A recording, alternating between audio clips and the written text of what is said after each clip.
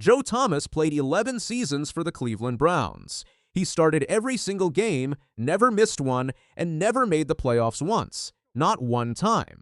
So when he says the Myles Garrett trade was the right call, you better believe that carries weight. But here's the thing. Even Thomas admitted something that Browns fans are not ready to hear, and it explains exactly why fans are still furious. On June 1st, 2026, the Cleveland Browns shocked the entire NFL. They traded Myles Garrett, the best defensive player in football, to the Los Angeles Rams, not because they wanted to, not because they planned to, because the Rams kept calling every single week. They were the only team in the league that refused to stop pushing. And eventually, the Browns front office hit a crossroads they could not escape. In return, Cleveland got pass rusher Jared Verse, a 2027 first-round pick, a 2028 second-round pick, and a 2029 third-round pick. On paper, that looks like a solid return. But numbers on paper never tell the whole story. And this story goes much deeper than draft picks. Let's be clear about what the Browns just gave away. Myles Garrett was the #1 overall pick in the 2017 NFL Draft. He spent 9 years in Cleveland. He played 134 games. He recorded 125.5 career sacks, which is the most among any active player in the NFL right now. But the number that defines his legacy is 23. In 2025, Garrett set the NFL single-season sack record with 23 sacks. That record had stood since 1984. He broke it while the Browns went 5-12 and missed the playoffs entirely. He also became the first player since 1982 to record at least 12 sacks in 6 straight seasons. He was a 2-time NFL Defensive Player of the Year, a 7-time Pro Bowl selection, the franchise all-time leader in sacks, tackles for loss, and forced fumbles, and the team around him made the playoffs just twice in 9 years. That right there is the brutal truth Joe Thomas exposed. And we will get back to that in a moment. Here is a detail the front office would rather you forget. Andrew Berry spent the entire offseason publicly saying Myles Garrett was not available. He said it repeatedly. He told media, he told scouts, he told everyone around the league. Not for sale, but the Rams did not stop calling. They were the only team that kept pushing. And the moment the Browns moved Garrett's option bonus from March to 7 days before the regular season, the writing was on the wall. That contract adjustment opened the door. Meanwhile, Garrett himself had never even met with new head coach Todd Monken. Not once. He skipped voluntary workouts. He spent the offseason in Korea and Japan. He was not part of the building process, and the new coaching staff had built nothing together with him. When the Rams finally added Jared Verse to their offer, the Browns said yes.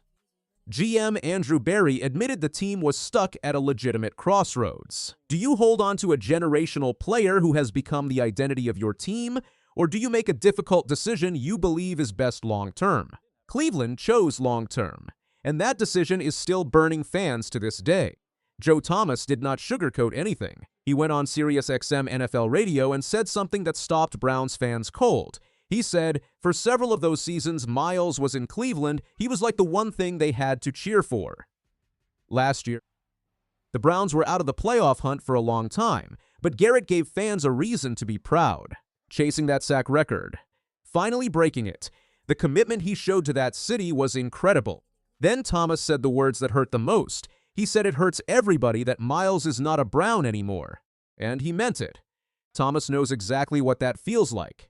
He spent over a decade in Cleveland doing everything right and never once experienced the playoffs. He understands the pain of giving everything to a city and watching the franchise fail to build around you. But here is where Thomas went in a direction many fans did not expect. Stay with this, because what he said next changes how you look at this entire situation. Thomas said he was not willing to accept that the ceiling for Browns fans is just cheering for a player having a good season or chasing a record. He said the goal is still to win championships. And when you step away from the emotion of losing Myles, you realize this trade puts the team in a much better situation moving forward. He called it the right decision. Even though it hurt. Now let's look at the actual numbers behind that statement. Jared Verse is 25 years old. He was the 2024 NFL Defensive Rookie of the Year. He made the Pro Bowl in each of his first 2 seasons.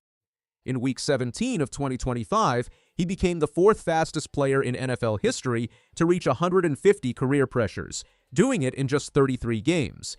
He is also from Dayton, Ohio, which means this is a homecoming. He is not Myles Garrett. Nobody is. But he is a proven young pass rusher on a team-friendly contract, which the Browns can extend when the time comes. And then there are the picks. Between 2027 and 2028, Cleveland now has 6 selections within the first 2 rounds of the NFL Draft. 6. That is the kind of ammunition that lets you completely rebuild a roster from scratch. The Browns privately calculated this trade saves them around $30 million in cash. And Garrett's contract was set to hit close to $50 million against the salary cap in 2030, when he will be 34 years old. Cleveland was not going to be a Super Bowl contender in that window. That math is not complicated. Here is the part that nobody in Cleveland's front office wants to talk about. Fans are not just angry about losing Garrett. They are angry because this is a pattern. The Browns chased away Baker Mayfield to bring in Deshaun Watson. Watson then tore his Achilles twice, went 1-7 as a starter in 2024, and the team still owes him so much money they cannot release him without crippling their cap. He is going into 2026 competing for a starting spot against second-year quarterback Shedeur Sanders, third-round pick Dylan Gabriel, and rookie sixth-rounder Taylon Green. Let that sink in. The Browns have 4 quarterbacks and 0 answers at the most important position in the sport. They also let Nick Chubb walk over $2.5 million. They did not retain Jarvis Landry. And now they have traded the best defensive player on the roster, a man who was giving everything to the team, while the front office failed to build around him year after year. The compensation for Garrett is also a sore subject. Many around the league believe a player who may go down as the greatest pass rusher in NFL history deserved more. The Rams are already being called the first team in NFL history to pair both the reigning MVP and the reigning Defensive Player of the Year on the same roster at the same time. That is what Cleveland sent west. Remember what Joe Thomas said. He called this the right decision for the next 2, 3, 4 years of the building phase. But here is the question that should keep every Browns fan up at night. What happens if Cleveland uses those 2027 picks to draft a quarterback and he busts? What happens if Jared Verse gets hurt? What happens if Andrew Berry, the same general manager who greenlit the Watson disaster and just traded away the face of the franchise, makes another mistake with all that new draft capital? The Browns have been in a building phase for 27 years since returning to the NFL in 1999. 27 years, they have had more starting quarterbacks than almost any team in the league during that stretch. They have burned through coaching staffs, front office regimes, and fan goodwill at an alarming rate. The picks are not a guarantee. The future is not a promise. And Jared Verse showing up to OTAs in Berea is not the same as Myles Garrett wrecking offensive lines every Sunday. Joe Thomas is right that this trade makes business sense on paper, but he also lived through 11 seasons of Cleveland making business sense decisions that never turned into wins. The Browns overhauled their offensive line this offseason. They drafted wide receivers KC Concepcion and Denzel Boston. They added defensive tackle Mason Graham last year, who was the 5th overall pick.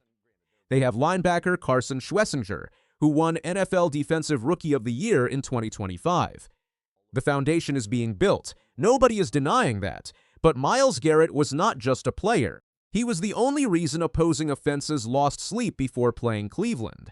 Without him, last year's team had 0 other players who hit even 7 sacks. Not one. The drop-off was that extreme. Verse is a bulldog pass rusher who can take over a game, but he recorded 7. 5 sacks last season while playing alongside Aaron Donald's successor and 2 years of Rams playoff experience behind him.